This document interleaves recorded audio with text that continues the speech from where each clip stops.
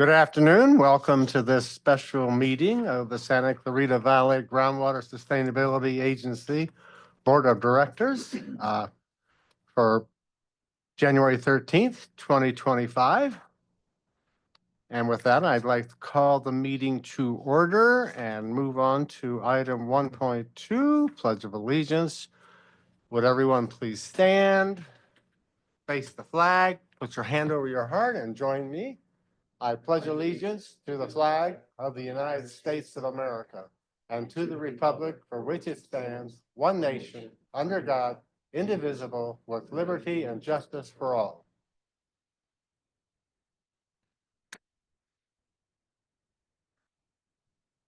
All right, before I hand this off to the next board president, I have a few announcements to make. This meeting is being conducted in person at the SCV Water Agency E.G. Jerry Gladbach Water Treatment Plant Boardroom. As a convenience to the public, members of the public may also participate virtually by logging into the agency's Zoom meeting. Any member of the public may listen to the meeting or make comments to the board using the call-in number or Zoom webinar link. In the event there is a disruption of service which prevents the agency from broadcasting the meeting to members of the public using either the call-in option or internet-based service, this meeting will not be postponed or rescheduled, but will continue without remote participation. The remote participation option is being provided as a convenience to the public and is not required. Members of the public are welcome to attend the meeting in person. We do have some members of the public present, so I would remind them, if you wish to make public comment, please use the public comment cards out in the lobby to help facilitate the process. Procedures for this afternoon's meeting, I will introduce, well, actually the new board president will do this, but I'll make the announcement. I will introduce each agenda item, staff will present, I will ask for public comments, I will then ask for discussion and questions from board members. Once concluded, I will ask for a motion and a second. After any further discussion, the board secretary will call for roll call votes. All directors are present with the exception of Carolina Hernandez. Director Hernandez is not here today. We now will continue the meeting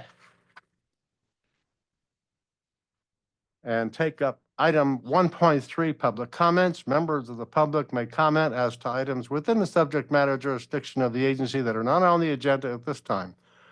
We ask that members of the public wishing to comment on items that are listed on this agenda do so at the time each item is considered. I do not have any public comment cards. Madam Secretary, do we have any public comments online? We do not. Very good. We can move to item 1.4, approval of the agenda. Are there any changes, additions, or modifications to the agenda from our board? Seeing none, the agenda is hereby approved, and we can move to item 2.1, appointment of board president and vice president for the 2025 year term. Our presenter tonight is Mr. Steve Cole. Mr. Cole.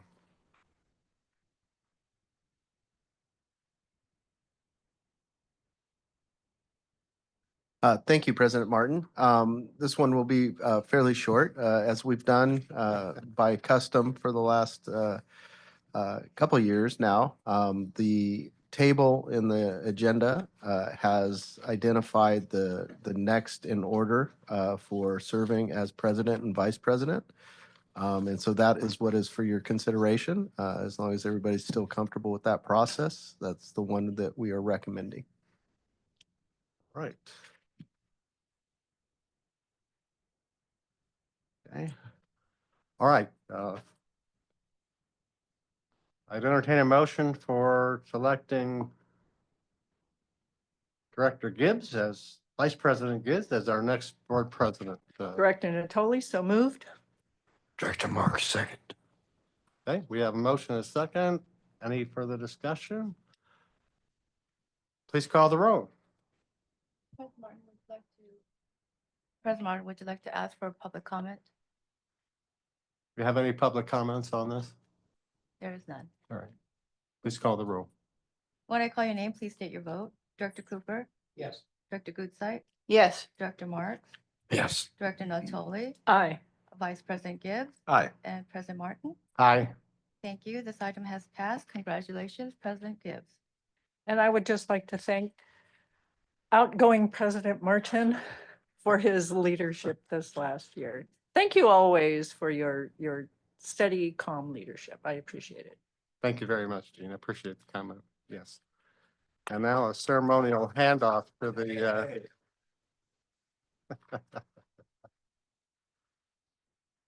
it's okay if we just stay in these chairs? Yeah, that's fine. President Gibbs? All right. Wrote some notes here on the side. Wow, that Gibbs, what a great guy. Got to put all that So handsome. in there. Thank you, Gary. Okay, I'll move us right along. Looks like we're going to jump into the consent calendar. We have a vice president. Oh, I'm sorry. Oh, we do have to do that as well. Did we do a slate on Did- that? was it or a did we slate? not? Or was it just for the president? Okay. So we The got, motion was just for the president. There it is. All right. So I'll entertain the motion for vice president. so moved, Vice President Cooper. I'll second that. Bill, I was going to fight it, but if I'll ask for public comment instead. Very good. So we have a motion and a second on the floor. Board Secretary, are there any public comments for this item? There is none. There's none. Very good. Then I'll ask for a roll call. When I call your name, please state your vote. Director Cooper, Yes. Director Gutzeit, Yes. Director Marks, Yes. Director Natoli, Vice President Gibbs, Aye. and President Martin. Aye. Thank you. This item has passed. Congratulations, Vice President Cooper. Good. Congratulations.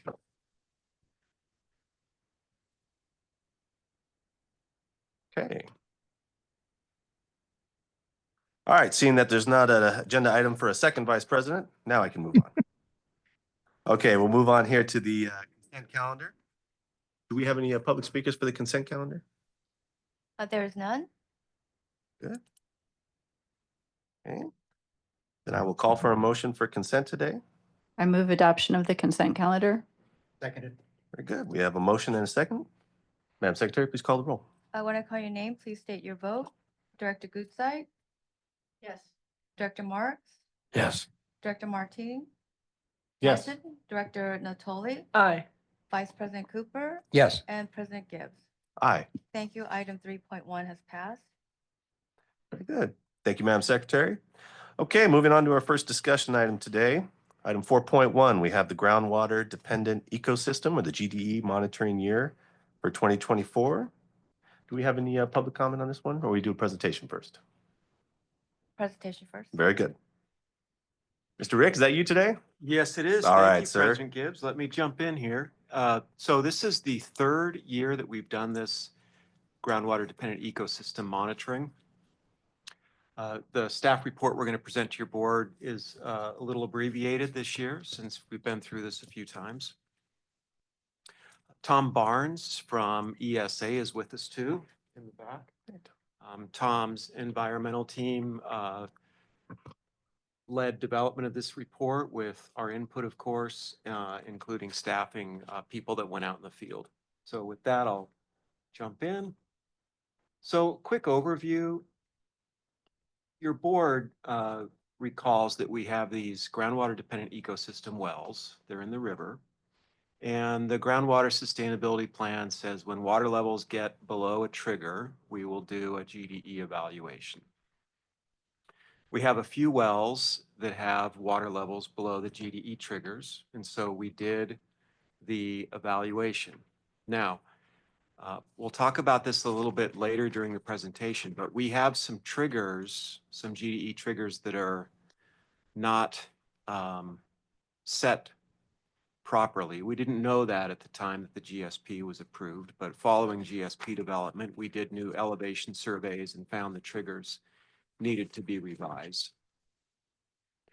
You'll see some plots towards the end of the presentation where we show the triggers that are in the GSP, and then you'll see triggers that were recomputed after we updated our elevations and flow model. And so we'll talk a little bit about the triggers then. But the point is, we've got triggers. We exceeded some of them. We followed what's in the GSP. We did evaluations. The groundwater sustainability plan also tells us what would constitute an undesirable result in the river system. That's listed here. I'm not going to read it, but it talks about permanent loss, significant degradation, unarmored three-spine stickleback. We haven't had anything like that that represents undesirable results in the basin, but the GSP does tell us what to look for. In terms of the protocol is a two-part process. If the triggers are exceeded, Tom and his team work with 5 Point on the downstream side of Interstate 5, and they will go out and they will evaluate specific habitat areas that have been defined. You'll see a couple maps in the presentation today that show those areas. And in that field work, there's different methods used. There's A, B, and C.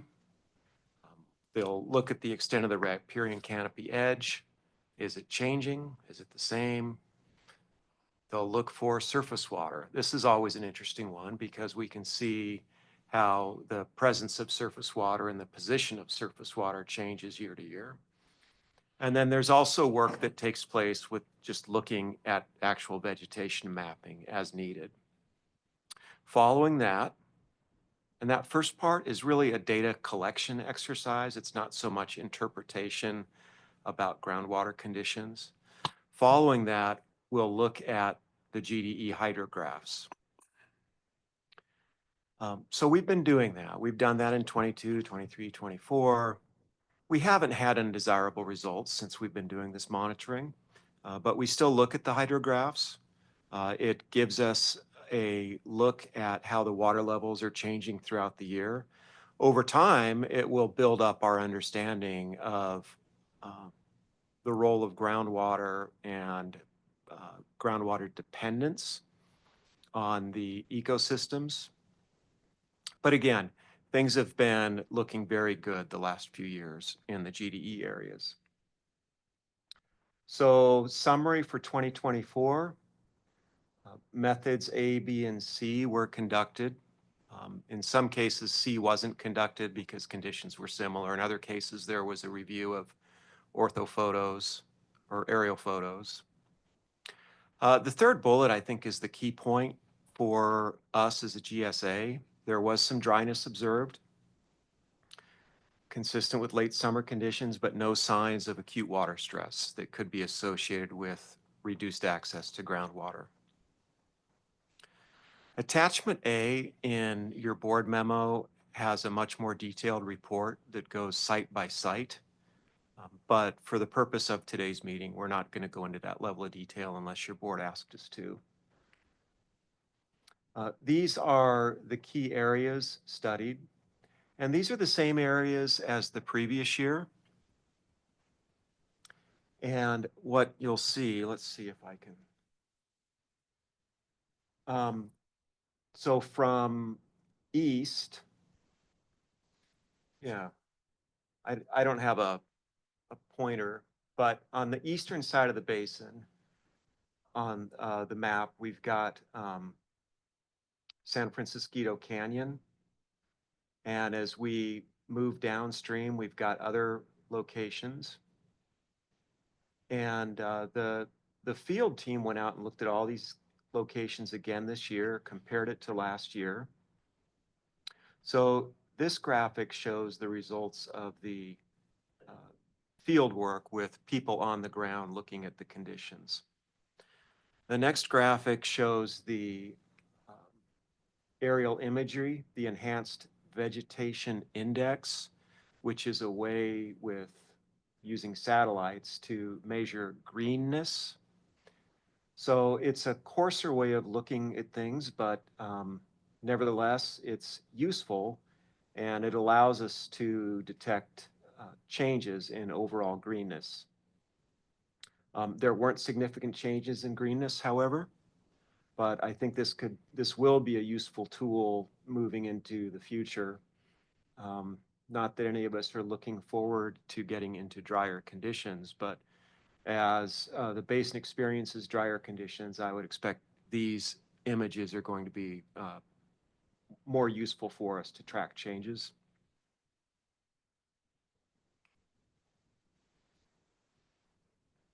All right, Uni, my clicker stuck. Let me try and go back. Forward is what I'd like. Okay. So following the field work and the review of the conditions, we then looked at the hydrographs. And we'll go through these. We won't study them in great detail, but A, B, and C reflect similar groundwater elevations to the previous year. D is not shown here. D was washed out in a previous storm. That's on our target to replace, but not as high priority as other things we're doing right now. Hydrograph E reflects slightly lower groundwater elevations. This is one of the wells that was located near the river when it was installed. But then with the heavy storms, the river channel migrated away from it. And it reflects slightly lower groundwater elevations, in part because of that, and probably in part because we've had lower precipitation this year than last. Not included in the board memo are some other GDE wells, NLFE, NLFW5, and G3. Two of those are up towards, Tom, is it Bouquet and San Francisco Creek? Okay. But all of these had water elevations above the triggers.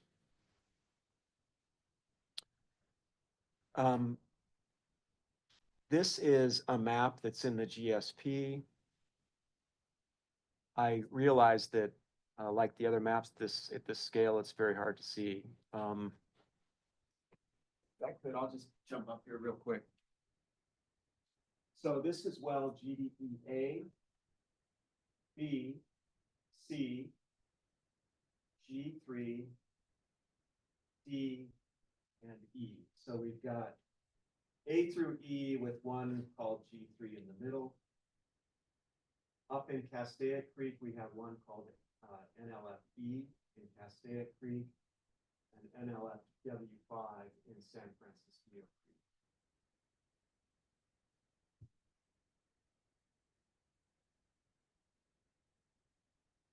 Okay, couple things to point out, and we'll go through these. I'll spend a little bit more time on this first one just to orient your board. Let's do it like this. So during GSP development, we use the groundwater flow model to establish minimum thresholds, measurable objectives, GDE triggers. Following GSP development, we did more work in the river, we conducted surveys, we updated the groundwater flow model, and we prepared tentative revised thresholds. Those are shown as these dashed lines in the plot here. Let's focus on the GDE trigger level here. So this is for GDE A. The initial trigger in orange has not been exceeded, but following flow model work, we realized the trigger should be reduced to something lower. Now, when we go through the 5-year update with the GSP, we'll be looking at these yet again. With GDE B, however, this is one where we know we have had an issue with how the trigger was set. So in this case, the initial trigger was in green, but you can see the groundwater elevations are way below that. We realized, though, with additional work that the trigger needs to be lower, quite a bit lower, to reflect the different land elevations. And so you'll see these original GSP triggers and then the tentative revised triggers. The other thing I want to say on this one is that even though the water level is below the trigger in this case at GDEB, we know the conditions of the habitat are doing very well. So this field data merely corroborates that the trigger is, the original trigger is too high. And there's no sign of undesirable results. So triggers will be revised as we go through the 5-year GSP update process. And with that, I think what I'm going to do is just move through the rest of these. If your board wanted to talk about any of them specifically, we could, but oh, here we go. It's working again. So this is GDEE.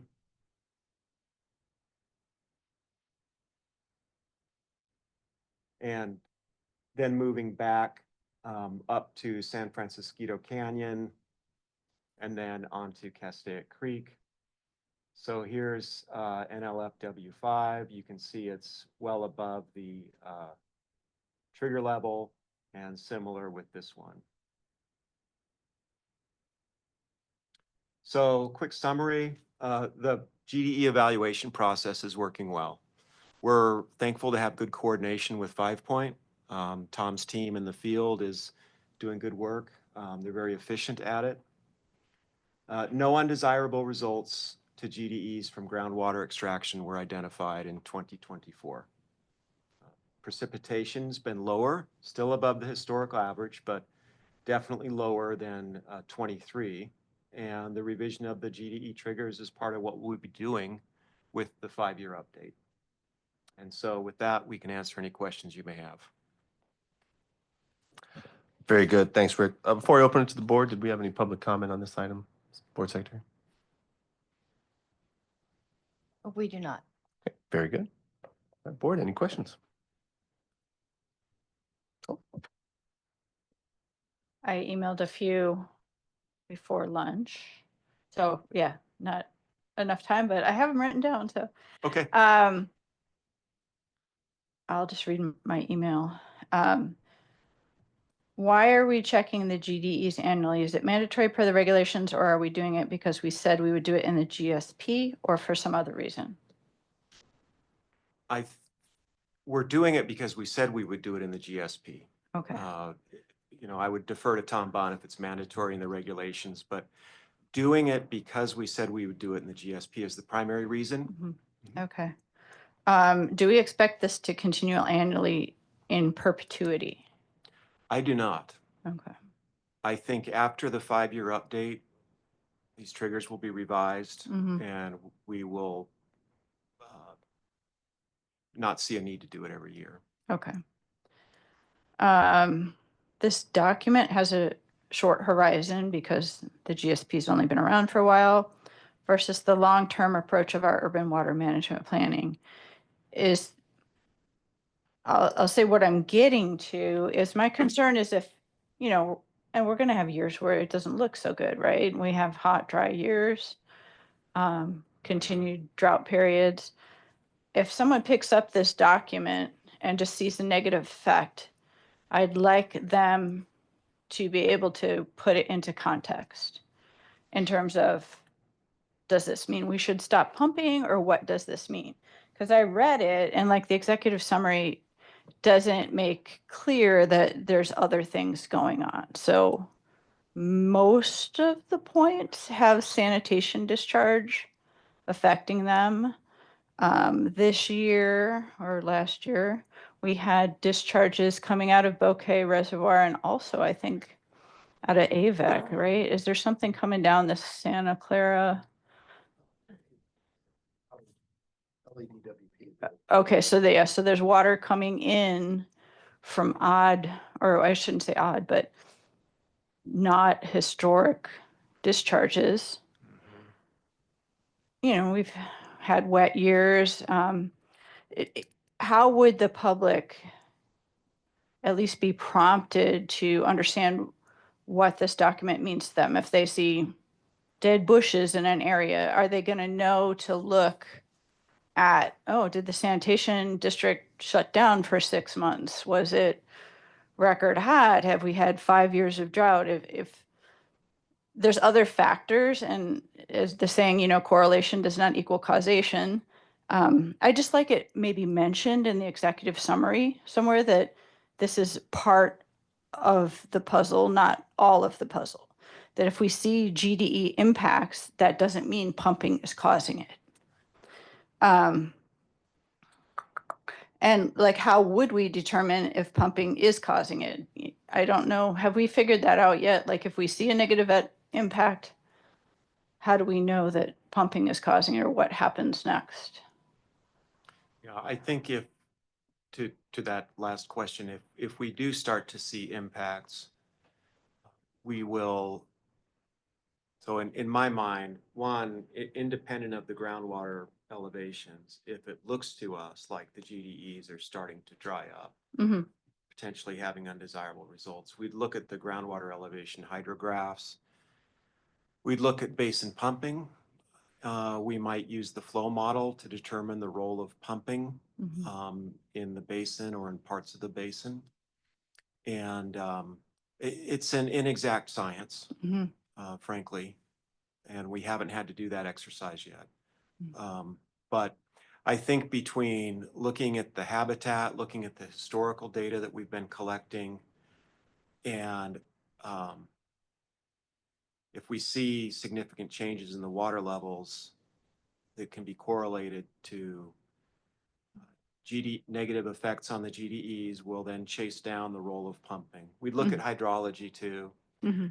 We'd look at some of these other non-standard inputs to the river that you did such a nice job articulating. Have there been reduces in flow from other parties? Yeah, yeah, things like that. If you just picked up this report, it's not clear that all that has to happen, but maybe all of that is explained in the GSP. It's more fully explained in the GSP, but your point's very good, which is we can do more in these reports on the executive summary to help build a call it a knowledge base, or just more of a global understanding of all the things that are affecting the river system. That way, if and when we get to that point, we can look at how things have changed. Right. From a bigger picture perspective. Yeah, so maybe, I mean, it could be just a couple sentences to say, these findings should be placed in context with these other things going on in the watershed, and the GSP will guide us as to next steps and evaluating, what the findings are. Because I don't want to get in a situation where people are waving around 5 of these reports saying, look, this means you have to stop pumping, because that's not what it might mean. Correct. And I think I would just like to have that prompt up front, given the age of everything online and, things taken out of context. Well, I appreciate that. And we'll make sure with the annual report that's coming up to describe that better, and we'll start making that part of the process with this. Okay. And then lastly, on your hydrographs, I'm used to seeing depth below ground elevation, but these are elevations above sea level, right? Could they Yes. just put that note on there? Because I kept trying to do it backwards in my mind, like. Making it more clear that they're elevation based. Yeah, I mean, it says elevation, but some will be like depth below ground surface when you're looking at well level. That would make more sense. Right, right. So if it is elevation, that's fine, but if it just would say like elevation above sea level, then we know that they're talking about absolute elevation versus a depth. Oh, and then lastly, on the triggers, so you verbalized why the triggers are suggested to change. I noticed many of them are going down. There was one that's going up, but is it explained in the report why they're changing, or is it just attached? Because I didn't see the explanation. It is not explained in the report, other than that they plan that we recognize an issue with the triggers, and that they'll be revised as part of the 5-year update. So in that 5-year update, will explain why they're changing. Absolutely. Okay. That 5-year update will look like That will follow some public outreach, Mhm. more discussion about what constitutes undesirable results. And yes, that will have a more detailed, much more detailed explanation. Okay, because I know that was kind of a sticking point with some members of the public as to what the level should be, and if we're changing that, we should say why we're changing it.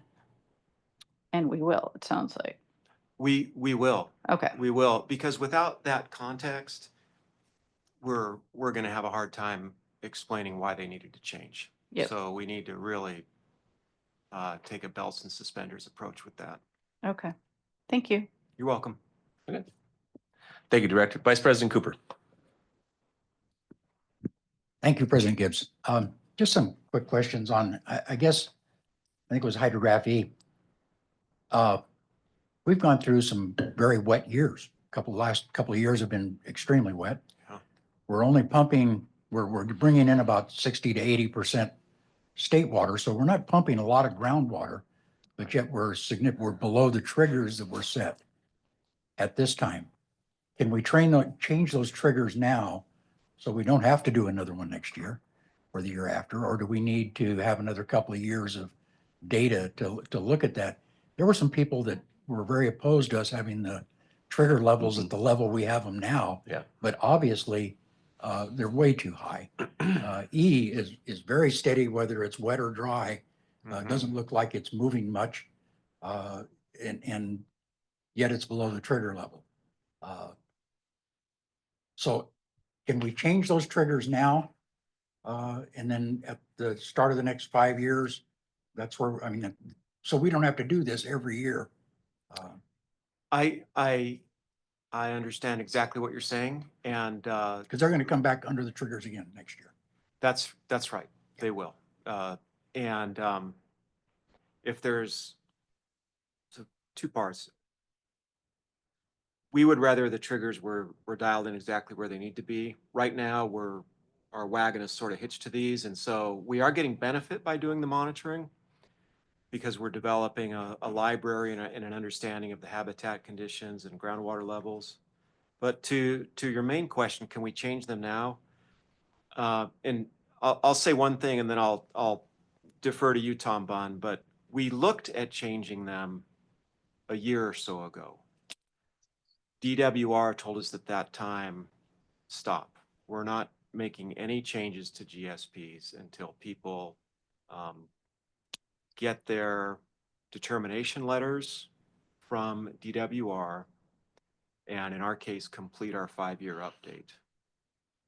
So it feels like we're a little bit stuck right now where we are. So this next year, the way the weather pattern is going, we may be pumping a lot of groundwater this next year. We have no idea. And we're going to be then significantly below these. And people are going to look at this and say, wow, you guys are over pumping the basin, when in fact we're not. Right. We're already below them, like you said, in some cases. And I think for the GSA, the field work that we're doing, documenting the conditions of the habitat is going to be very helpful for us. Okay. Thank you, Vice President. Director Natoli, please. Thank you, President Gibbs. To follow up on a couple of things, first, Director Goodside's comments about putting the information about inputs into the system, into the report. I think it would be very helpful to have that in now, but to get people used to seeing that, oh, there are all these inputs, but this year there weren't the same types of inputs. So there needs to be a little bit more of an explanation as to what those inputs are, not just things are different this year than they were last year. So atypically, we have inputs from the city, or there's this kind of an input. So people are used to seeing that. And following up on Director Cooper, we need to be really clear with the public what we're doing and why we're doing it. And while I completely understand that there's a sense that our threshold is way too high, that was a point of contention when we were working on the GSP. And I wouldn't be surprised that DWR would say, no, just get all of that data first. And then we can discuss it when there's an update. But also the public has had no input on whether there should be a change to those triggers, those thresholds. So we need to make sure that in the meantime, in these reports, let's just document it. Let's just say, we keep getting water levels here and our threshold obviously is way too high, but we will address that when we update the GSP. So just, I write plans and ordinances, or I used to write plans and ordinances for a living, and now I review them. And yes, having to put in a sentence or two, then you're at that 1,500-page bill instead of the 20-page bill. But it's all about public information and transparency. So they're not surprised in 5 years when we say, no, really, this threshold is too high. We've been telling you about it for 4 years, and here are our data to back that up. Yeah, that's a solid point. And we have been, so we've got another annual report coming to your board shortly. Previous reports, which do go to DWR and which are reviewed, do describe that the triggers need revision. So we're building a paper trail, but I hear you loud and clear. There's more that we can do to build it up even further. So we'll do that. Thank you. Thank you, Mr. President. Very good. Thank you, Director. Okay. Seeing no other comments from the boards, it's an information-only item, so no actions required. Oh, well, you got me, Gary. Thank you, President. Yes, sir. Gibbs. Real quick, Rick, my recollection of triggers is that it triggers an evaluation, not necessarily an action. Is that correct? That's So correct. It's not like it's going to be automatic. We reach that water level, we have to stop pumping. No.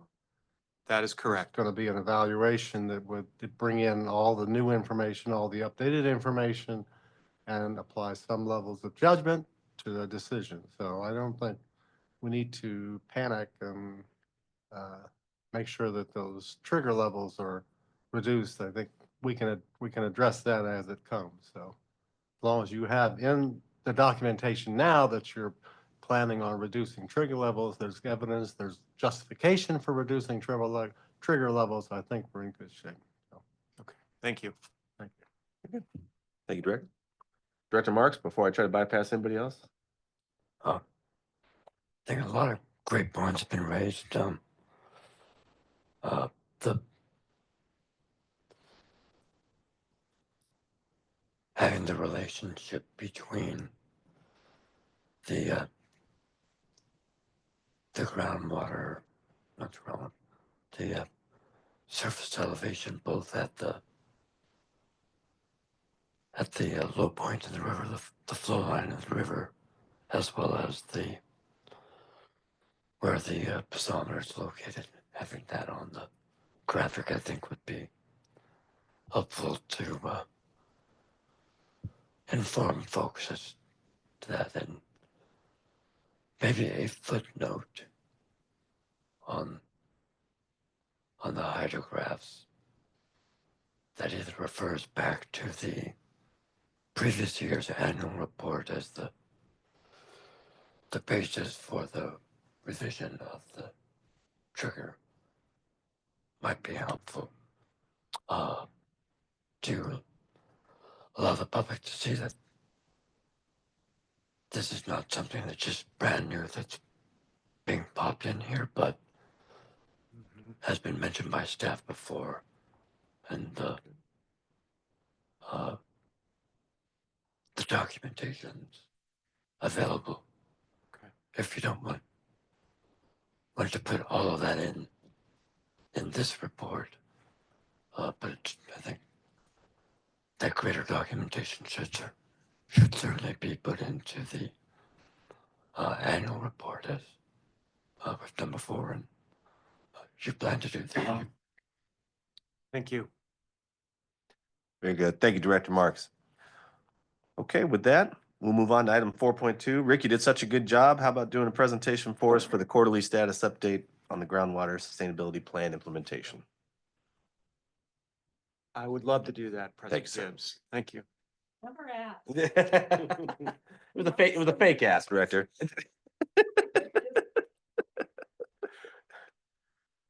Okay, so chipping away. This is the first time I've presented in this new room, by the way. This is nice.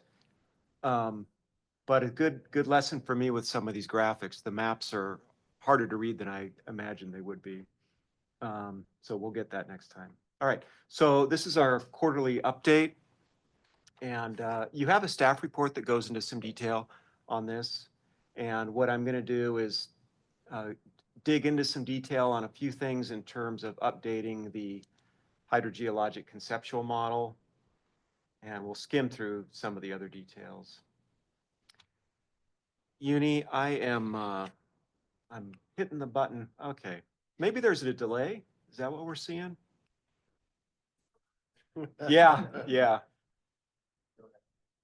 Okay, so we're going to talk about preparation of the 5-year GSP update again. I know Dr. El Hassan talked to your board in October about some of the things we were doing in this regard. We are finalizing purchase orders for key work to update the hydrogeologic conceptual model. This hydrogeologic conceptual model is not a groundwater flow model. It is a geologic model, a 3D model that looks at the geologic layers in the basin.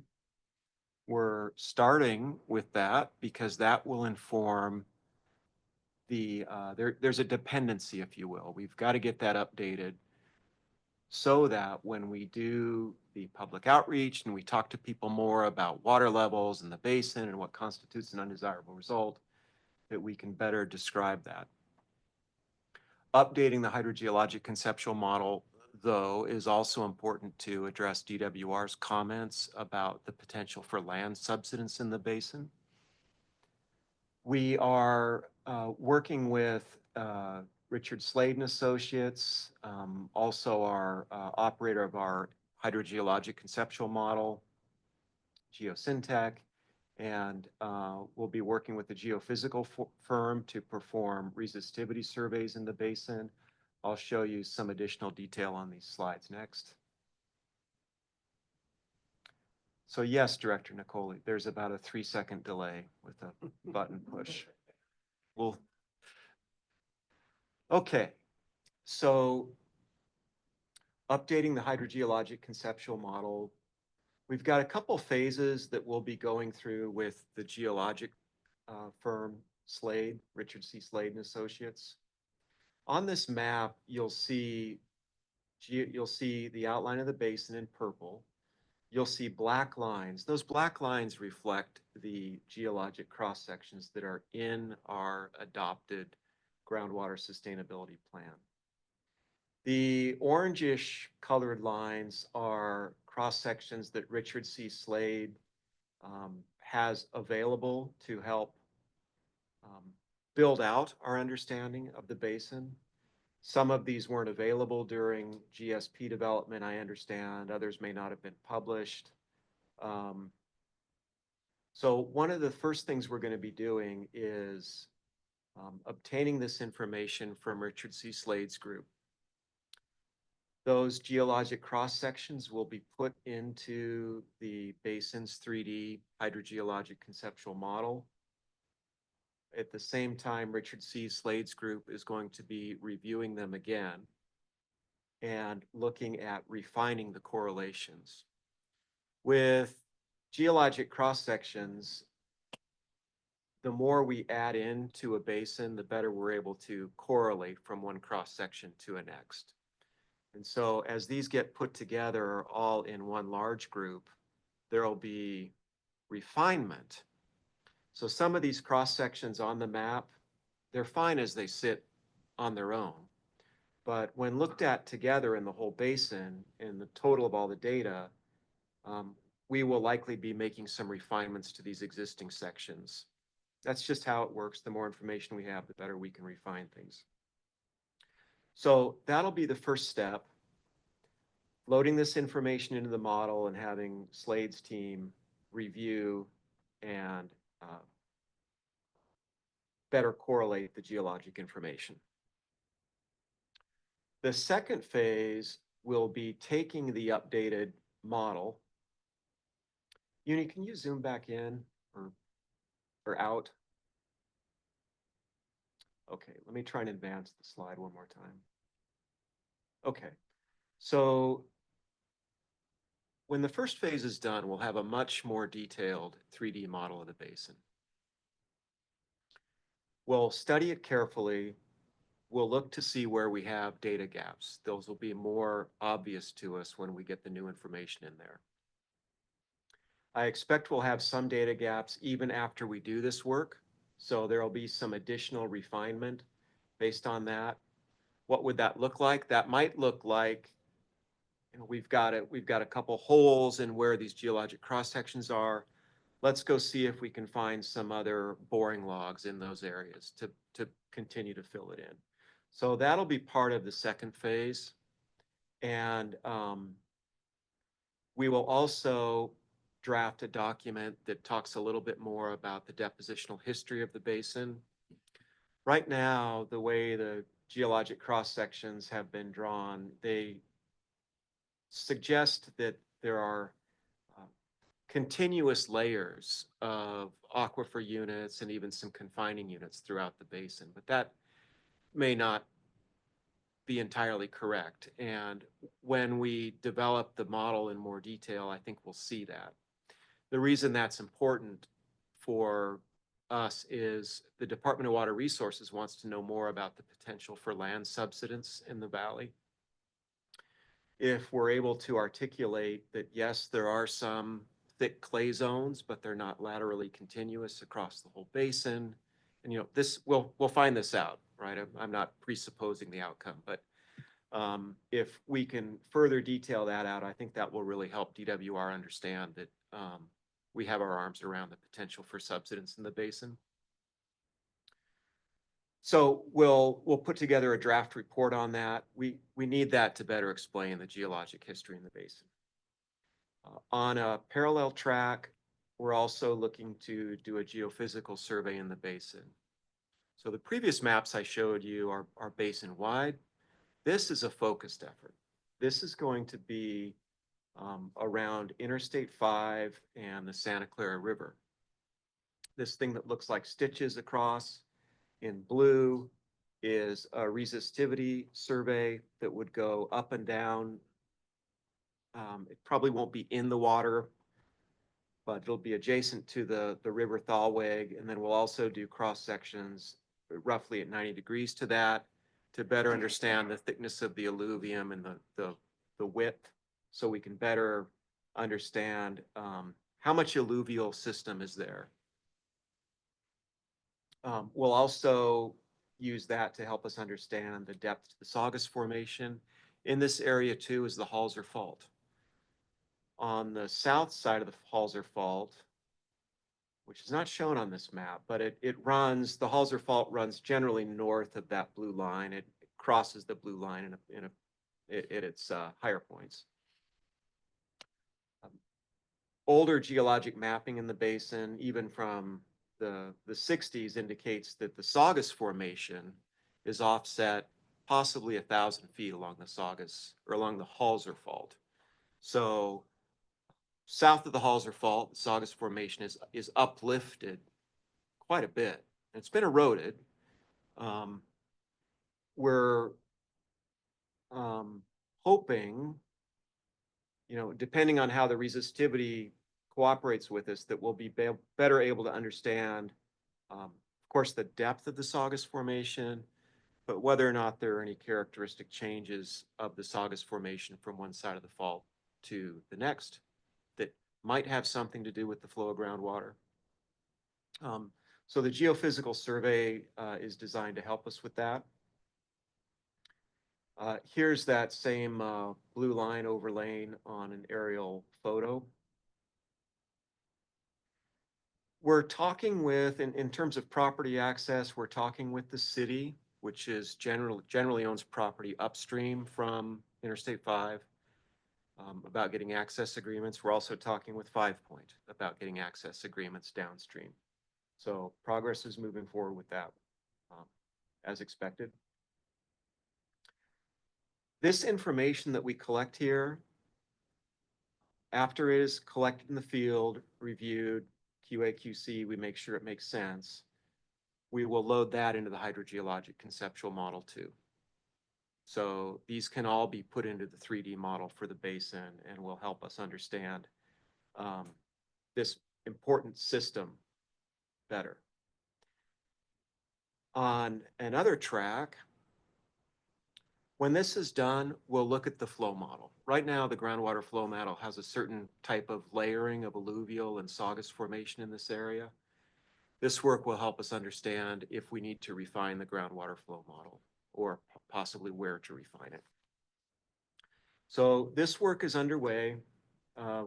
We're in the contracting phase right now. The geophysical work, and Ernesto Velasquez, I think, has presented to your board once or twice on work he's done with recharge basins.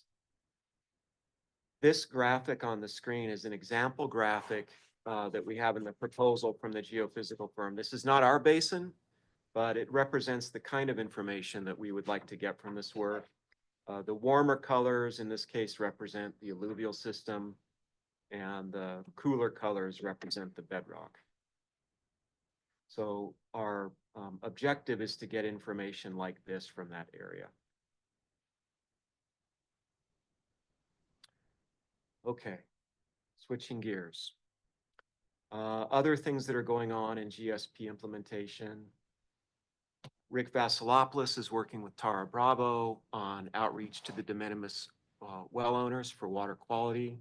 There's been a postcard completed that will be sent out to 40 or so of the highest priority areas in the basin for volunteer monitoring that describes the program and seeks people to go to the website and learn more about it.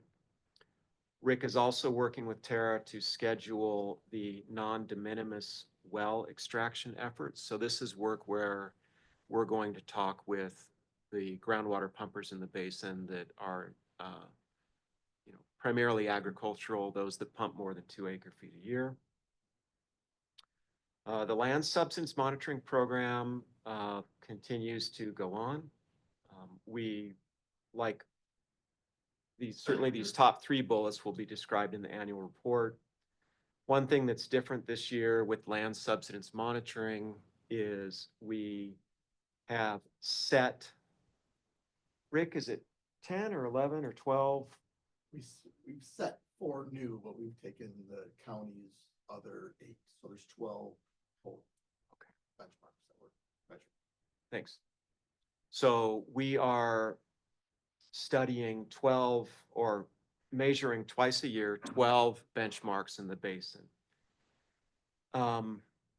It's too early to say what those trends are. I think we're going to need a couple years of wet and dry periods before we can see a trend of ground movement. Really what we're looking for is any evidence of inelastic land subsidence where when the water levels are higher, the land may swell and be a little bit higher. When it's lower, water levels are lower, land may be a little bit lower. But in the long term, this is just a cycle that goes up and down. We completed the first year, but again, I think it's going to take multiple years to do that. And that work is in a smaller area than what's shown on this map.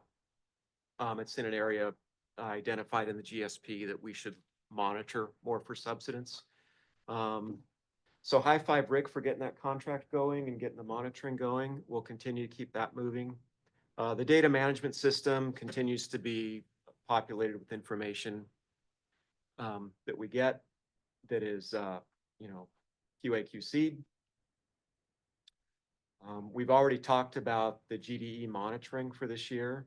That's part of our implementation.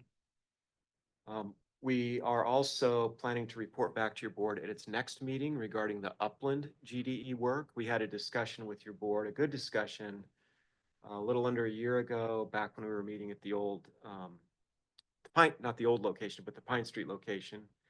Since that time, we repeated the survey in the areas west of Highway 14 and Interstate 5, but we moved east of Highway 14 to capture an area in Placerita Canyon that was described in the groundwater sustainability plan.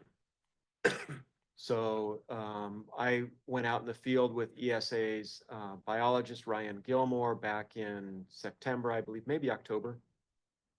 And we walked around Placerita Canyon a bit. We coordinated with the local docent there too in that process to work on that coordination. So the initial draft report is in. We're working on graphics and we'll bring them back to your board at the next meeting. This map here is a zoomed in area of the Placerita Canyon area. So that's Placerita Canyon east to west in the image. And then you can see the inset box and the zoomed in box. There were quite a few trees we looked at, those yellow markers in Placerita Canyon. And their condition looked good, by the way. So our plan is to bring to your board what we expect is going to be a wrap-up report at its next meeting on this issue. Monitoring, reporting, and outreach continues. We have regular meetings with 5 Point, for example, on coordination, data sharing. We are still engaging with LA County on well permitting. The next discussion item today, 4.3, goes into that in a little bit more detail. But we continue to have a good relationship with the county. They have told us since October, there have been no new well permit requests in our basin. And they are willing to share that information with us. They've continued to say they will share it with us. They're doing something similar with the Santa Monica Basin GSA. On fiscal and grants, we're moving forward with the design specifications for the deep monitoring wells in the valley that are grant funded. Those are scheduled to go to construction probably in April.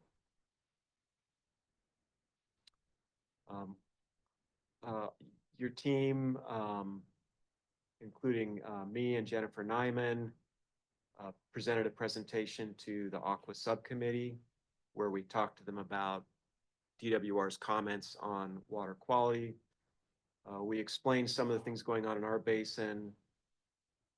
And we had a good discussion with the subcommittee. The approach that we explained to the subcommittee was well received. This has to do with responding to DWR's comments on water quality in the basin.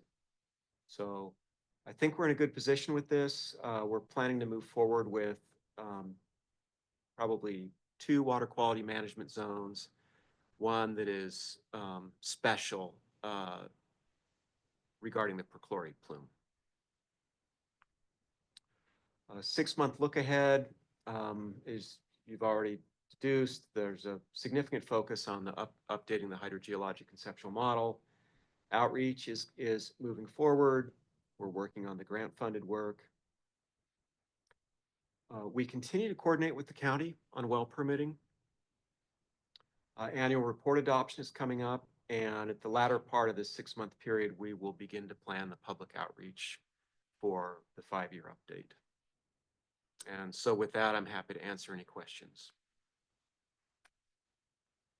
Very good. Thank you, Rick. Vice President Cooper. Rick, on the borings that you're going to do on the west end, are you going to just go to the Saugus, or are you going to try and look at the depth of the Saugus in that area as well? When you say depth, do you mean total depth or? Yes. No, our maximum depths are probably going to be 1,400 feet. Okay. Which will be deep enough to get the key aquifer layers in the valley. Okay, good. Thank you. You're welcome. Very good. Thank you. President Gibbs, would you like to ask for public comment? Yes, ma'am. Let's do it. Do we have any public comment? There is none. All right. Very good. Director Goodside. Thank you. Thank you.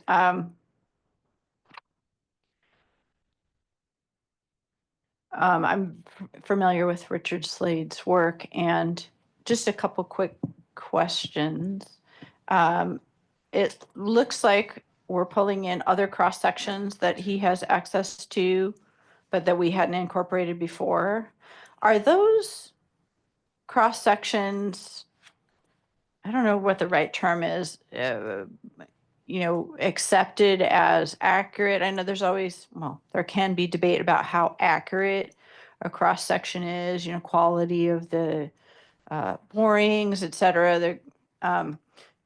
Have these been used elsewhere, or are they considered good and, ready to incorporate? Is that why he's suggesting those particular cross sections be incorporated? Yes, my understanding is these all fit the standard of care that Richard would use in his office, and they represent previous work that had been done. Okay. And why are we just focusing around the I-5 for the geophysical survey? That was, I think, your slide 5. The reason is that that's a prime area we understand for the unarmored three-spine stickleback. Mhm. We have data from the GDEB well that indicates the groundwater elevations are fairly steady. Mhm. The flow model is giving us information that indicates otherwise, so we realize there's a need to improve the understanding of the geology in that area, which will lead to an improvement of the flow model. Mhm. And it's primarily because it's a high priority area for habitat, and Okay. we're also want to make sure that future model simulations characterize that area better. Okay, and again, that area is just so influenced by sanitation discharge that, um, I don't know, I hope that that is disclosed and taken into consideration. Um, and it's not just tied back to pumping, that there's other things. I mean, when you said it fluctuates, I don't know, do we know that the sanitation district isn't altering flow, maintaining something, not maintaining something, month before we took a measurement? I'm just, I'm just concerned about some of the complexity that could be there.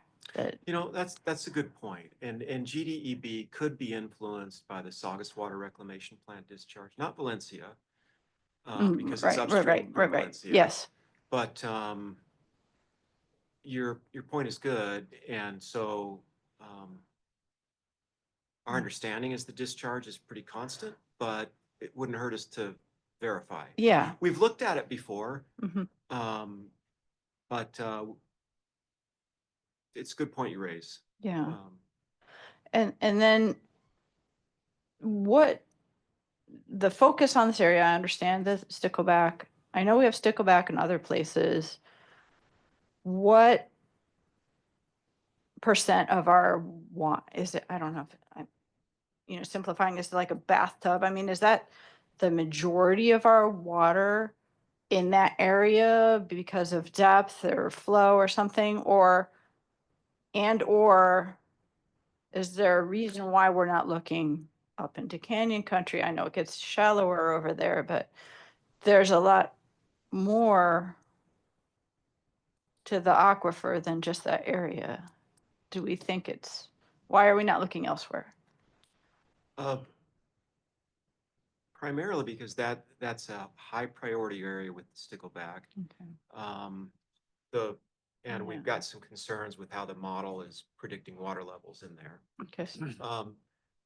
Looking forward into the future, if we do need to use the flow model to determine if undesirable results, if we have undesirable results in the future in that area, and we need to use the flow model, we'll want to have the best information we can about that area.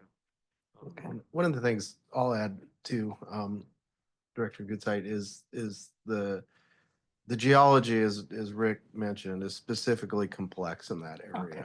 So, for instance, Round Mountain is well known as a Saugus outcrop.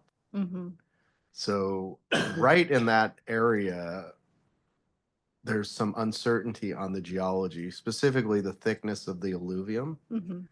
And that translates to how much water comes to the surface, right? Mhm. So if you have a thicker alluvium, in theory, more water is going to be passing underneath. If it really thins up there, you can get more surface representation of the groundwater in that area. So the species that have historically lived in that area live in there for a reason because of this kind of unique geology that happens. Mhm. Now, absolutely, it's influenced by the other inputs into the system. So that's all part of the calculation. But this effort is really designed to try and get after specifically what's happening within the geology in that reach between the Saugus outcropping, the alluvium being thicker or thinner.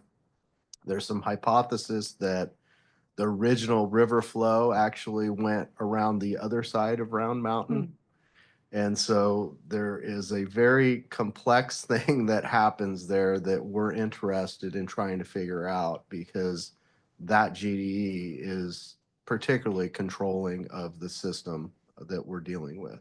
Okay, so it sounds like our focus is just avoiding adverse impacts in that area, or understanding what's causing impacts if we see them. That's right. Yeah, Okay. just a deeper understanding of actually what's happening with the geology in the area. Okay, I think I'm just used to looking at it from a water supply standpoint. And it's particularly interesting, like in the other areas of the basin, we have, in the case of the alluvium, we have a bunch of holes in the ground. Mhm. And so we know the geology because we've drilled wells there and we have record of that information. In this particular area, we don't have many Okay. wells, if any, in that specific area. The first one we did was through the GDE effort. Okay. When we put that well down to depth, it appeared that we hit the Saugus formation or the underlay of the alluvium a lot shallower than historically we understood it to be. Mhm. Okay. And so this effort is to try and figure that out What's in, going in on. that area specifically so that we can get the model to replicate correctly and the geology and the hydrological conceptual model to represent it correctly. Do we think the model would be wrong in other areas as well? That could be, there be funky geology somewhere else that we don't know about, or is We're- it more consistent? in We're other- fairly confident in the other areas of the basin. This one is very unique. Okay. There are some areas of the basin, like further downstream, Mhm. where some of the upwelling in the Saugus comes back up and upwells into the alluvium that are a little bit complicated as well. Mhm.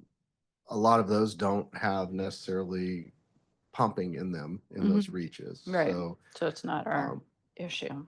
correct. Okay. So Thank hopefully you. that Yeah, it helps a does. little It bit just seemed like we were context-wise. laser focused on a small area and I wasn't sure why. Uh, Does the resistivity study, that colored coded slide with the hot pink and blue, did I understand that that works at even the depth of the Saugus, or is that limited to alluvium? It is not limited to alluvium. Okay. Depending on the probe spacing, and I don't remember the exact formula, but we expect it'll be able to see a couple 100 feet below the ground surface, which should get us into the upper part of the Saugus. Okay. And Um, where but it's it- near the surface. I'm sorry. If it's a real deep part of the Saugus, it might not hit it though, right? Possibly. Okay.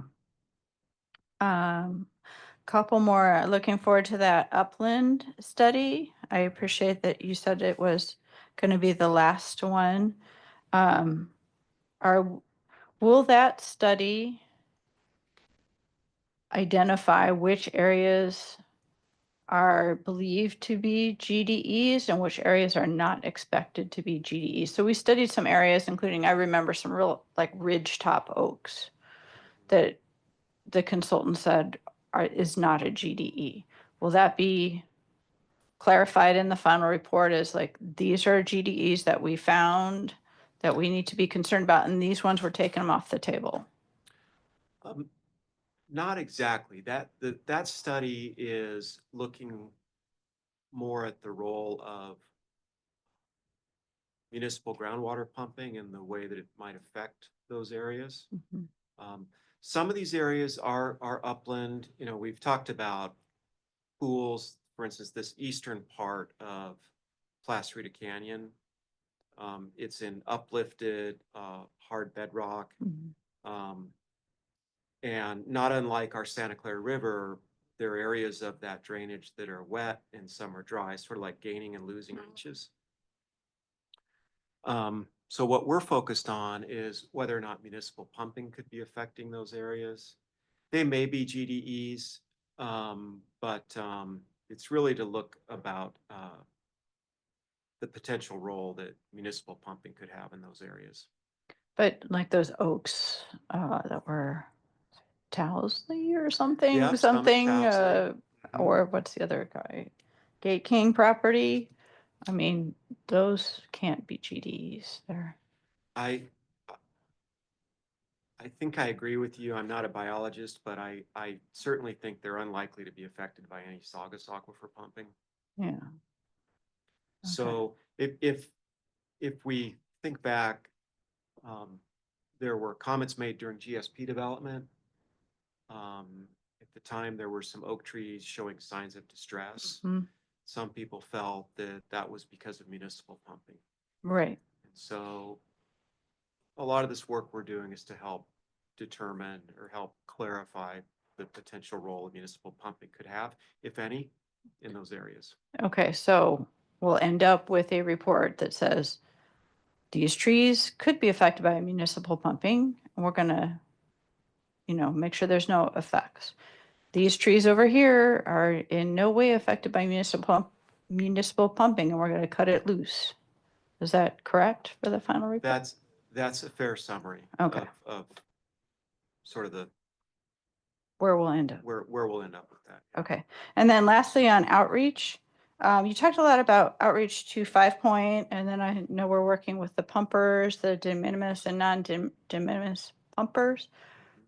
What kind of outreach are we doing with other people that were involved in the committee, members of the public, environmental groups? Is there an email list or something that is updating them as to our activities?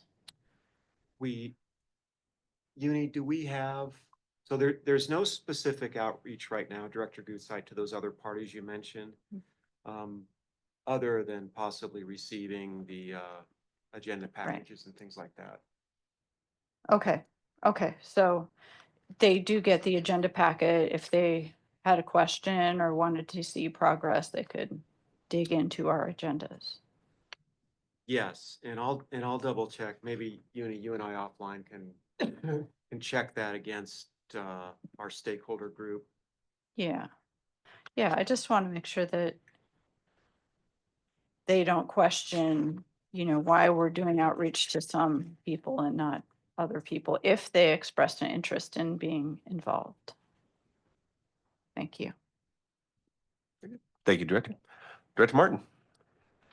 Thank you, President Gibbs. If I wait long enough, Maria will ask all my questions.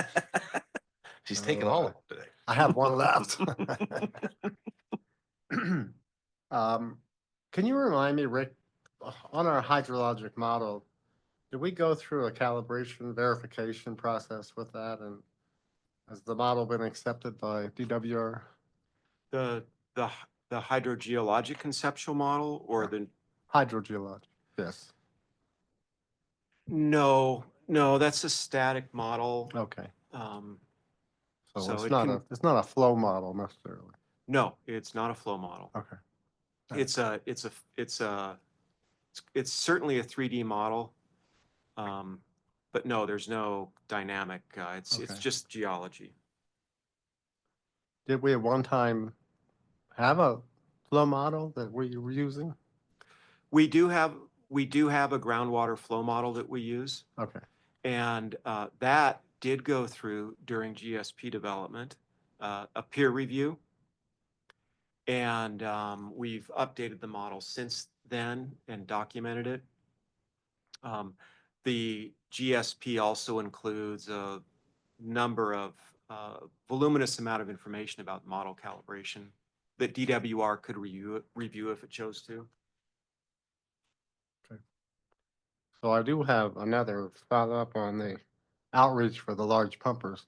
Is Tara doing our public outreach this time around? Tara is doing it. She's working with Rick Vasilopoulos behind me. Okay. Do we anticipate any problem getting the information from our large pumpers that we're going to be going after? I don't, I can speak to 5 Point. They seem to be pretty understanding of what our objectives are. Um, so I haven't heard of any problems. We have a decent relationship with these non-de minimis pumpers. I say that because they do provide us information on annual extractions that we use. Okay. But yeah, your question, could some of them be resistant to this? I suppose so. We need to get out and start talking with them more in specifics. That's all I have. Thanks. Thank you, Director. Director Marks. Hey, Rick, really glad to hear that there's a substantial effort going on with regards to subsidence. Things we're hearing in the Aqua Groundwater Committee are, DWR coming out with BMPs and slash or regulations that will be more prescriptive. They seem to be pretty focused on what's happening in the San Joaquin Valley, but those same standards are going to be applied across the state from what I'm gathering. Hmm. So glad to hear that we're making efforts in that area. Similar to some other comments that were made regarding the alluvial around the I-5 bridge. The other part of that is what Steve mentioned, thoughts that there's a substantial amount of the alluvial that's going north of Round Mountain. Are we doing anything with some of this resistivity test to try to clarify what the parameters are of that portion of the alluvial that might be taking a lot of this flow, or do we have other sources like low logs or something that will help us? I mean, I guess my concern is we get laser focused on where 10% of the water's going, but if we don't understand what's conveying 90% of it, that seems to me that might be problematic. Maybe you could review that with your technical resources to see if there would be value in trying to characterize that part of the basin further.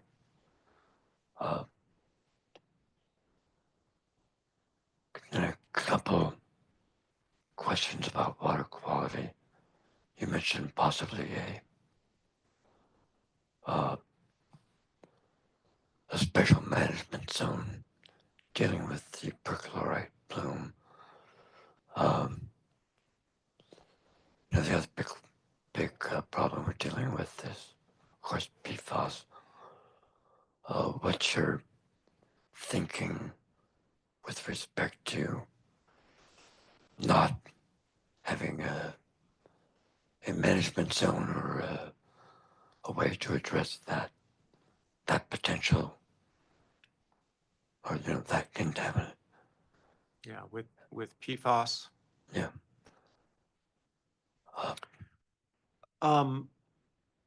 It's a good question. It seems to be so ubiquitous that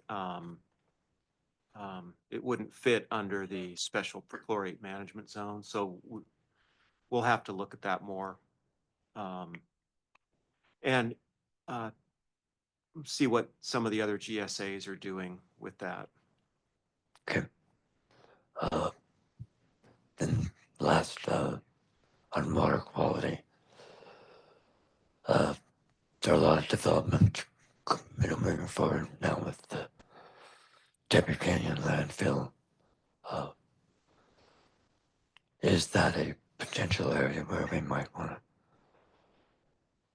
A couple of questions. Are we closely monitoring what's going on there with respect to what the state board's going to be requiring of them? And might this also be an area to consider it with this upcoming update or a future update, a special management zone around that?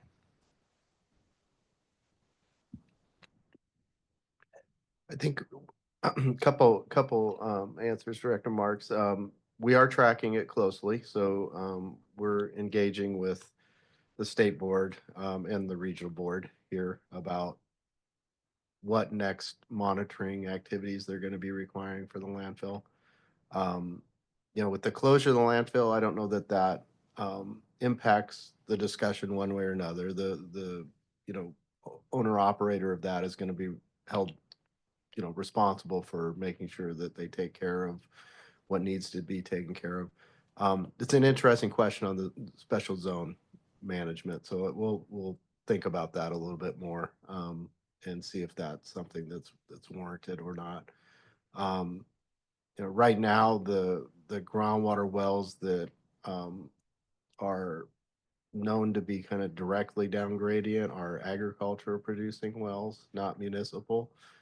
But there are, plans in the future to potentially have municipal wells that are further down the river as part of the Newhall Ranch project. So it's an interesting question. We'll give it some more thought. Thanks. Thank you, Director. Director Natoli, bring us Thank home. you. Thank you, President Gibbs. Just a couple of things. I had a question about the hydrogeologic conceptual model. And this is just out of curiosity when we talk about an update. Have there been actual updates to the software for the model itself? Or is it just an update based on new input from the data we've been gathering? I can't speak to software updates for it. There's a team of people at Geosyntec that operate the model for us. They would know that, but I don't. So our updates are mainly related to physical dimensions of things in 3D, and then making sure that they fit together properly. Okay, and getting to the outreach for addressing data gaps with the de minimis well owners, are we doing anything other than sending postcards to people?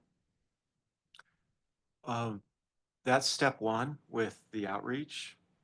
And after that, we will, and Rick, correct me if I misspeak, but we let's assume we have half a dozen people that are interested in it. We would have workshops then at that point. Correct. So Rick is nodding. And at those workshops, that would count as outreach. And if we don't have any responses to the postcards, which would be what I would actually expect, not for us not to have any responses to the postcards, especially if we're only sending to 40 people. If we do not have any responses, we'll document that for the Department of Water Resources to demonstrate we're working on it. We could broaden it, but the initial 40 or so addresses are in, I think, the prime areas that we want to focus on to fill these data gaps. So we're trying to be strategic with how many people we send postcards to. Right. I'm not so concerned about the physical area as in the number of ways that we're trying to contact people in that area, even if it takes canvassing, knocking on someone's door, going to their PTA meetings and talking about the importance of water quality to their families and their children and asking for volunteers there. Just more than one method for trying to contact people and engage them, because we send postcards out for every project that goes to the hearing officer, the planning commission, and people will tell you they never received the postcard and, their address is on your mailing list. It's because when it comes, they throw it away. So we just need to expand the methods for outreach. And I suggest as many as possible to Okay. catch as many people as possible. And then my other question had to do with the land subsidence monitoring. It says that we'll be doing that for the next 3 years. Why is it only 3 years? Is that the contract period or is that all we need to do? It's the contract period. We will need to extend it after that 3-year period. Very well. Thank you. Thank you, Mr. President. Thank you, Director. Thank you, Board. Great questions today. Director Gutzeit, One more. you promise? Yeah, I'm just kidding. sorry. I'm just kidding. I won't go first next time. I got thinking about these special management zones and going back to my seeming obsession with sanitation district discharge. Would that be a special zone? I mean, would there not be things in there that would not be in native groundwater? And would that make sense to be a special zone? I mean, thinking even the medicine byproducts and things like that I don't know what they're treating, what they're taking out, but I would think there'd be things coming through their system that would not be coming down the Santa Clara River. And should we delineate that or not? Just putting it out there, you don't have to answer me, but food for thought. I mean, I would think there might be some unusual things there that might not be elsewhere. Understood. Okay, thank you. Thank you, Directors. With that, we'll move on to item 4.3. It's the SCV-GSA authorities regarding county approvals for groundwater extraction wells and considerations to incorporate available authorities under the Sustainable Groundwater Management Act. Bringing home the hat trick, Mr. Rick Vergoose. Enjoy. Thank you, President Gibbs. And Tom Bond is also on the call today and will certainly speak to some of the slides, in particular the last couple ones. So I wasn't at our October meeting, but I know your board considered how to move forward or not move forward with the Curtis Ranch well. Since then, we've looked more into GSA authorities. So we'll talk a little bit about that towards the end, but we wanted to go down memory lane a little bit before we jump into potential next steps. So this is an outline of the discussion. We don't need to read through it all. I'll go through it. But as your board's aware, Sigma required GSAs be created. It became effective in January 2015. GSPs were due to DWR either 2020 or 2022, depending on the basin priority. Our basin is designated as a high priority basin by the Department of Water Resources. I think the two key things, as I recall, that led DWR to that score is that we use a fair amount of imported water and we have a perchlorate issue in the basin. So we had to provide or prepare the GSP by 2022. Okay, so we're faced with Sigma 2015. What do? We formed the initial GSA through a memorandum of understanding. We did that in 2017.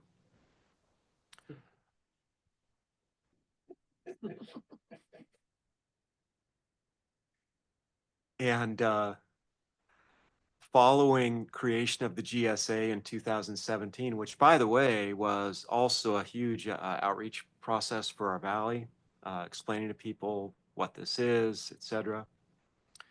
The GSA was created in 2017. We understood then that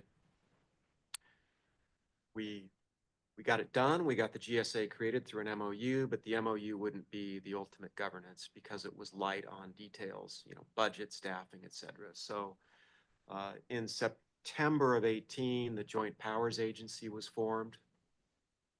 Happened to be that SCV Water had been formed then, so we were able to better clarify the membership. That was a big step, though, for our valley, creating that. And that joint powers agreement identified everything from staffing to funding, voting, member agency contributions, et cetera.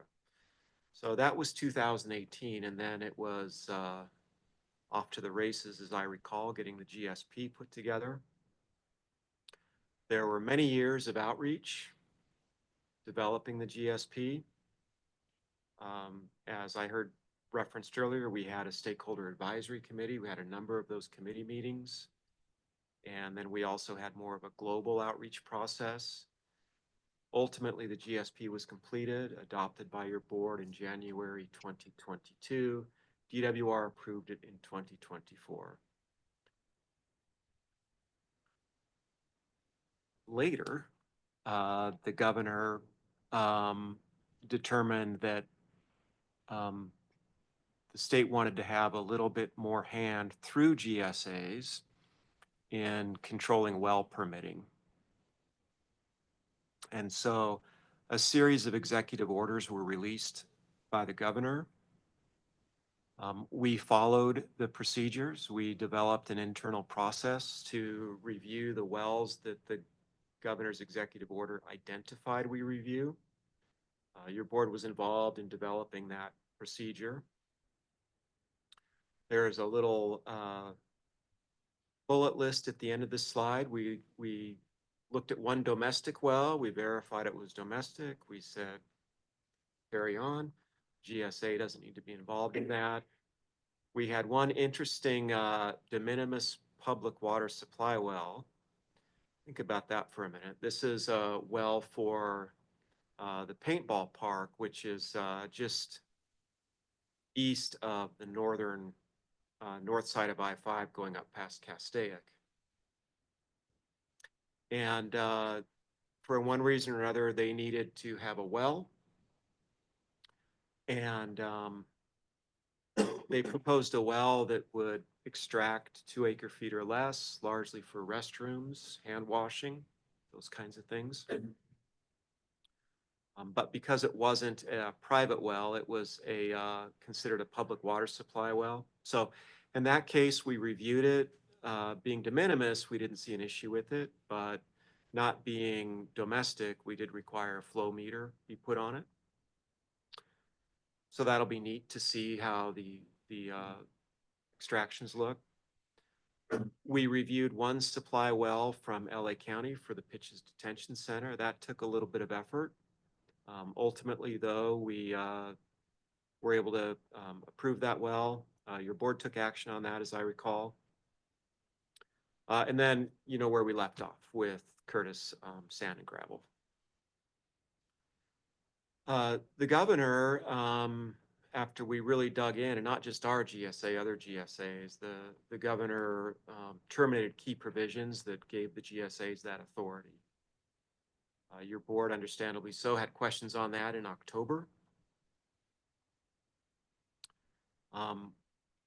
These next 2 slides, Tom will walk us through, in particular this one.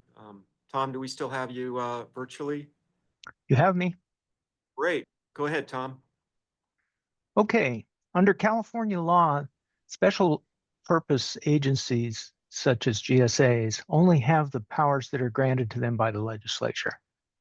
But in this case, as you can see, there's a very broad grant of authority that a GSA may do any act necessary or proper to carry out SGMA's purposes. So the only limitation on that is that it has to carry out SGMA's purposes, and we might talk about that a little bit more in a minute.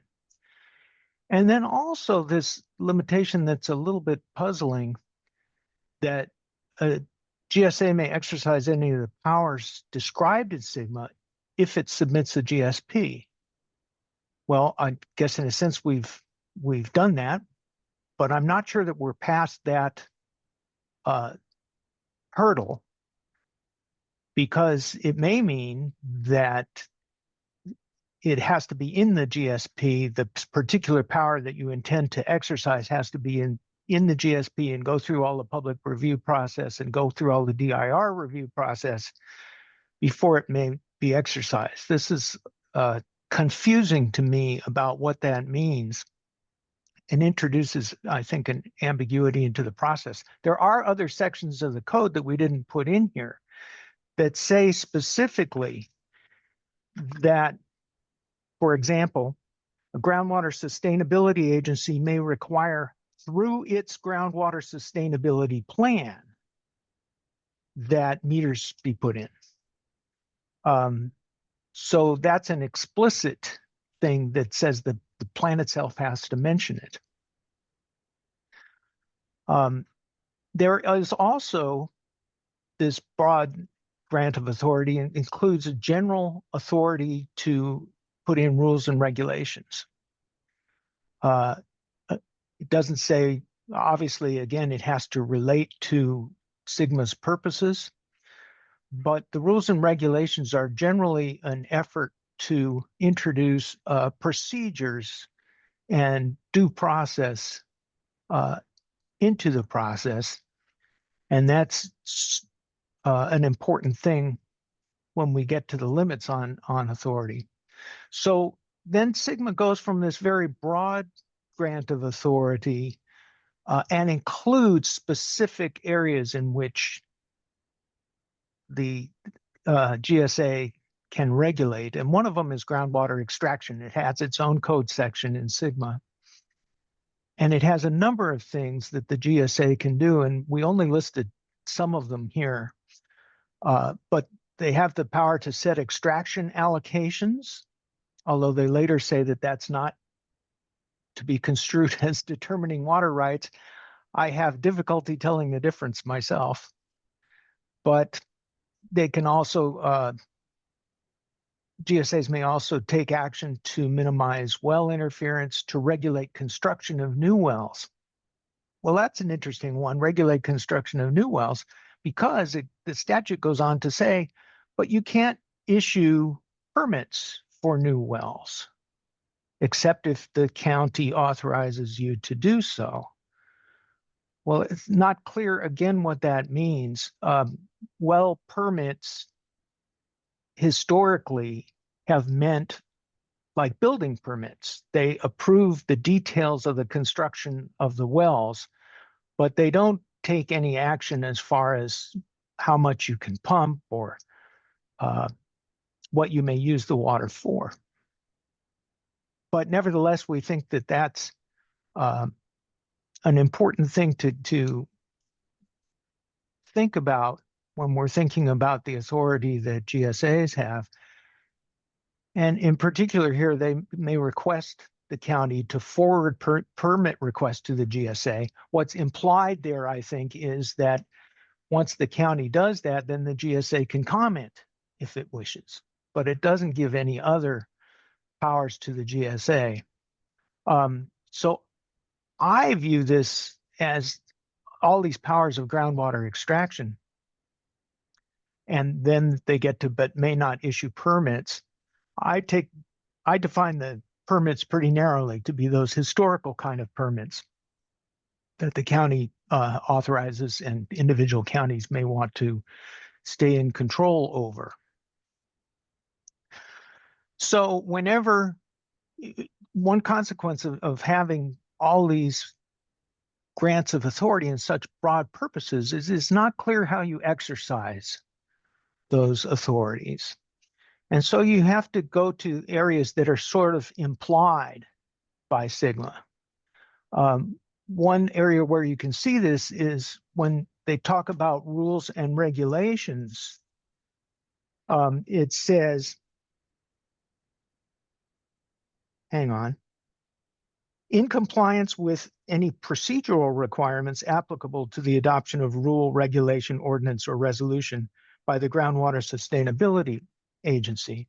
SGMA doesn't say what those things are, just to say that there are such procedural requirements. And in a general way, those are required whenever you try to regulate things that people have property interests in. And they generally have to do with fairness and due process of law. So what that means in our case is if we were to do rules and regulations, we would have to adopt those and they would meet those tests, fairness and due process of law. I'm saying that in a general way, that those are the contexts in which we see those kind of things. And we haven't gone down the list and created a list of these are the kind of things that you have to have enforceable regulations. But this presents a risk. This presents, when you're adopting rules and regulations, it presents the opportunity for people to complain about the fairness of these rules and regulations. So figuring out how we can do that, we have several options, which are shown on the next slide. And one of them is that we, as Mr. Vigutz has already said to you, we have been working on relationships with the county and establishing a public process with the county. And you see that preferred cooperative agreement. That's something that we can do at very low risk, is cooperate with the County of Los Angeles in developing standards for review of new wells and coordinating with the county on that. And it gives us some opportunity to see how, while we're working on that, to see how other GSAs are working for to accomplish this kind of thing. So, Rick, I'm going to toss it back to you at this point.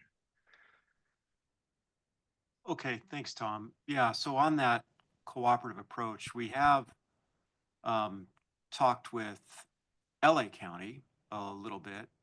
We currently have a cooperative approach which doesn't give the GSA any specific authority, but it allows us to comment on well permits that the county may be considering. We've talked with them some about formalizing that.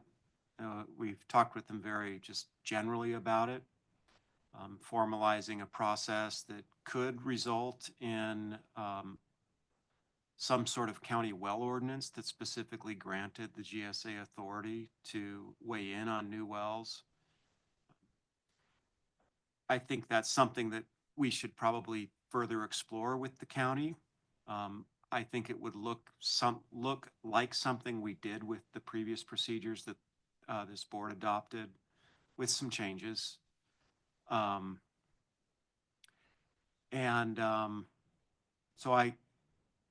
our intent internally is to explore that a little bit more with the county and see if there's an appetite to do that.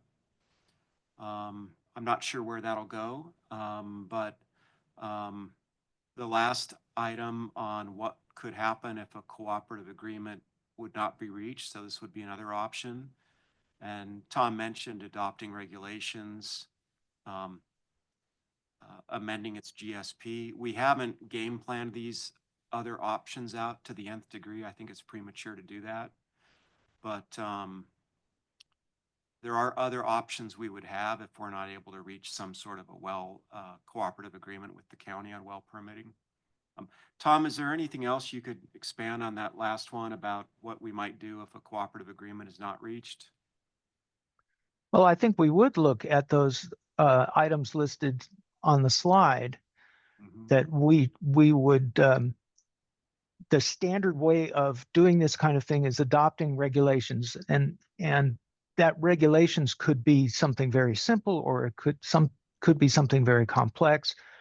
Right now, I'm kind of looking at it as similar to the procedures that this board adopted for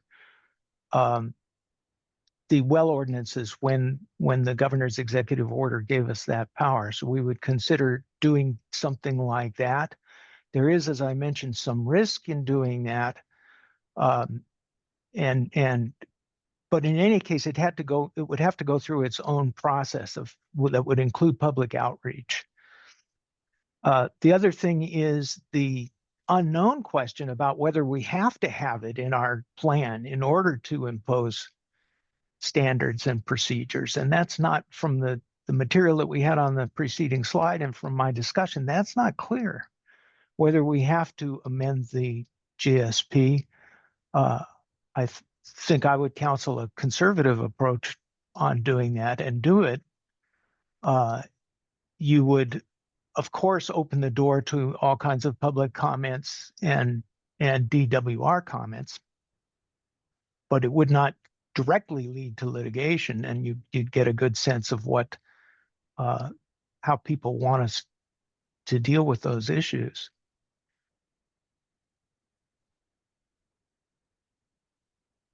Thanks, Tom.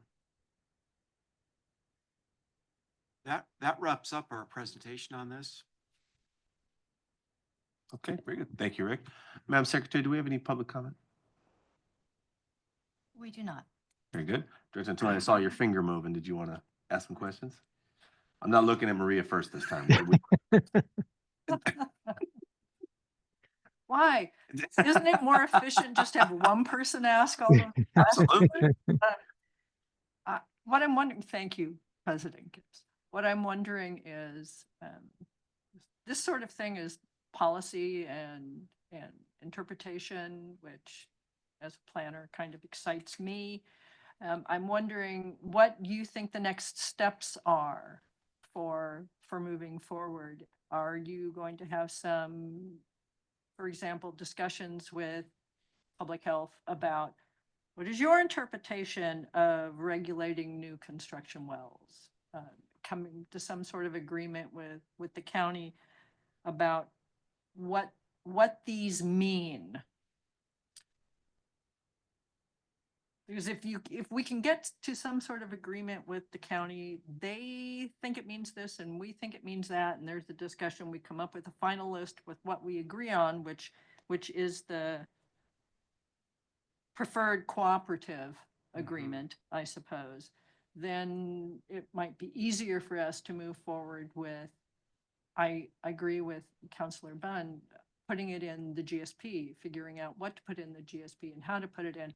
If we have that authority behind us, an adopted GSP that DWR has signed off on, we move this forward for the update, the 5-year update. I think we're in a better position to successfully defend ourselves in court if necessary, because I agree with the counselor, the less authority we have, the less it's in writing, the more we open ourselves up to people questioning whether we have the authority to do it in the first place. Well, agreed. And one of our, so as we continue to talk with the county group, right now we're talking with the team in environmental health that works on the permitting. We may need to elevate that. And they've told us the same. Some of the other questions we have are learning more about what the county, in terms of well permitting, does the county have a bright line in terms of what's a discretionary versus a ministerial process in terms of the wells? If there's a discretionary process, maybe the GSA can enter in that forum to comment on it. But why wouldn't we be able to enter into, even if it's ministerial for environmental health, maybe it's not for us? Because that's their process. That's their process for just approving a well. We're concerned about the amount of water that's coming out. Well, Right, which is a good reason to consider moving it to moving our discussions or including in our discussions planners as well as the environmental health folks, because Yes, this is, as you said, a planning issue. I can look at regulate construction of new wells and come up with all sorts of, I mean, they're just running through my head, the policies and provisions that we could put into the GSP and an ordinance to regulate construction of new wells that would not interfere with environmental health. So thank you for that, Counselor. Go ahead, Mr. Cole. I just, yeah, I mean, Excuse me, I President Gibbs. think there's, yeah, a couple things going on here that we're trying to come to grips with is kind of the policy question that was right in front of us, right? Which was this well permitting process, and it has its own tentacles as we're talking through. So I think, yeah, I think, you know, as far as what's next, I think meeting with the county and just getting the right people in the room to have that discussion is something that we're interested in doing. The bigger policy question is on some of these others, I think, that may not happen in a well permitting process, but happen in other authorities that maybe we want to bring. Maybe not necessarily just in new wells, but existing wells, for example. And how would you go about that and implementing those authorities? I do think timing wise, this probably is best placed in the, you know, updated plan somewhere. So kind of ramping up to that and understanding what, you know, what this could look like for our groundwater sustainability agency is where we'll try and spend the time and effort. And I will say, you know, sidebar, litigation is happening as we speak, right? Especially in the Central Valley. So that will ultimately inform, it already has, things like putting a charge on a well, for instance. The courts came in on that one, at least the first layer of court. So I suspect we'll see a lot more of that as these things start to get real, and the authorities that folks are trying to implement in the Central Valley, they're a little bit ahead of us. You're going to see a lot more of that. So that'll help inform us as well as we go through our consideration. So that's kind of how I see it going forward, is start to have some of these discussions with our counterparts, and then also making sure that we're looking at the bigger picture of where this would best belong and the timing of that. Sounds good. Thank you. Thank you, Director. Very good. Nothing down here? All right.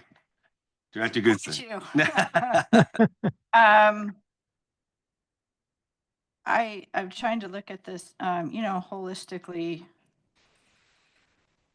I generally agree with the direction that's been stated. I'm thinking, and hopefully this might be part of the discussion, you know, if we had a new well coming in that's going to have a high volume of extraction, that should get caught in the EIR mitigated neg deck review, one would hope, right? Although I don't know. See, that's what I don't know how it gets caught. I mean, that would be the high volume would be a primary concern of how is it going to get caught. So maybe we can understand that from talking with the county well permitting people. You know, just do they have an awareness of like what a giant well is, what a high volume well is, or not? Are they just looking at construction, proper screening, proper clay layer, all that stuff? It would be good to understand how that could get caught. It does seem like we've had very few new well requests. I think, you know, if things, I don't know, go south, we get in a bad situation, we may need to work more with existing well owners than new well owners. So I think it does make sense that the GSP update mention in some generality that, however you want to say it, we might need to implement regulations if we need more data in these certain areas, or, you know, if we find that pumpers are causing certain problems, or we suspect pumpers are causing certain issues. Some language to give people a heads up that we might need to do something if it comes to that, to kind of reserve our authority publicly. But it is good that we're not going first on all these things. So glad the Central Valley is dealing with it first. Thank you. Yes, ma'am. I would posit that we don't want to wait 7 years to be able to implement control. That if we can get updates into the this first 5-year update. I think that's what we should do. I think we need to try and push to get whatever we feel is appropriate into the 5-year update, the first one. Thank you. Understood. Thank you, Director. Okay. Very good. Thank you, Rick. Thank you, Steve. Thank you, Tom. That include item number 4.3. Oh, and we'll move on to item 5, Executive Director's Report. Steve, you're off the hook on this one. Mr. Cole. Thank you, sir. I didn't have anything else to add. I think we had a good chance to get caught up on a bunch of the items this afternoon. So we appreciate the input and helps us kind of focus on the things that are important to the GSA and the board, and we'll be doing that. Thank you. Thanks, Steve. Madam Secretary, do I have to ask for public comment on that one? You do, and there is none. All right, very good. Thank you. No comments, questions from the board. We'll move to item 6, director's request for any requests for future items or any public comment on this as well. There is none. None. All right. Mr. President, Director Tully. I would like to have an update on item 4.3 whenever there's additional information to provide us on your discussions with the county and how that's moved forward. Thank you. Absolutely. Because again, I do feel like we're under a time constraint on this. Very good. Directors? Okay. All right. Seeing no other items for number 6, we will adjourn today's meeting and we'll see you all back here on March 3rd. Thank you, everybody.